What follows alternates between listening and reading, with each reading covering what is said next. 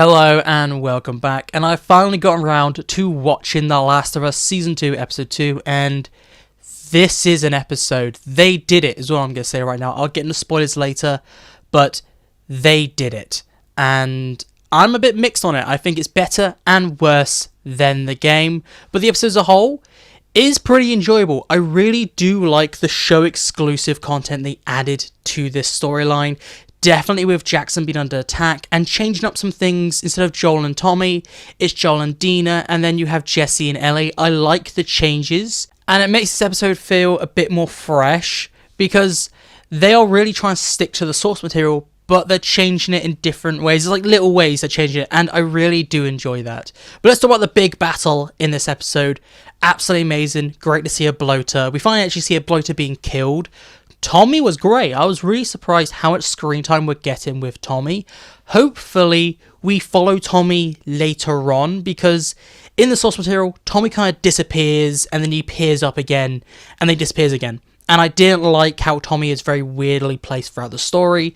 Hopefully, we follow Tommy, because he is really, really cool. This episode, really big win for Tommy. Seeing Jackson being attacked, seeing the chaos, and it is just absolutely amazing. That bloater, amazing. At times, it did look a bit iffy, but this episode has heavy CGI and it's set during the day, so there are always going to be scenes where things do look a bit weird and they don't look 100% natural, but most of the time, absolutely great with the CGI and great with everything with the infected.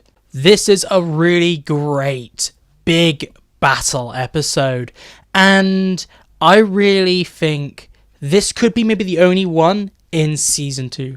It has maybe Episode 6 vibes from the last of Season 1. We had all the infected in that episode, and then there was no really infected anywhere else.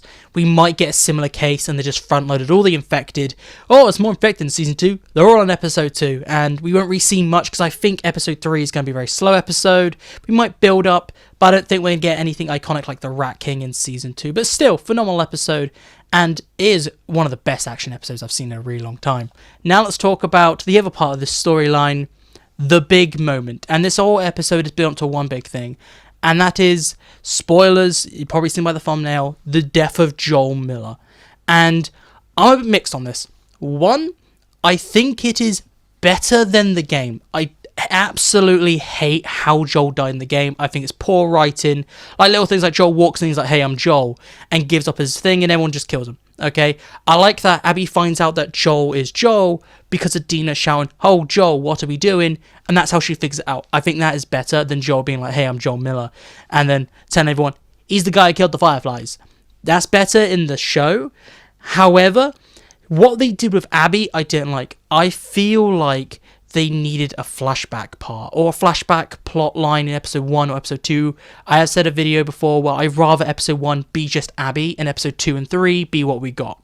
That's what I would have done, because having Abby take a whole monologue about, hey Joel, I'm going to kill you because this, and this. Show us, not tell us. If you're telling us everything, you failed as writing. The dialogue with Abby is a bit annoying. I thought she was annoying. I didn't like that she flirted with Joel as well. It came off very weird. That whole exchange between Abby and Joel, I did not like. And then you have this whole scene where Joel was letting Abby talk, and we eventually got the shut up and get it on already, but it wasn't like the game where Joel was like, just shut up and do it. He let her do a whole monologue, so we go, okay, now we know why Abby's doing it. And then Joel just doesn't explain why he killed this guy.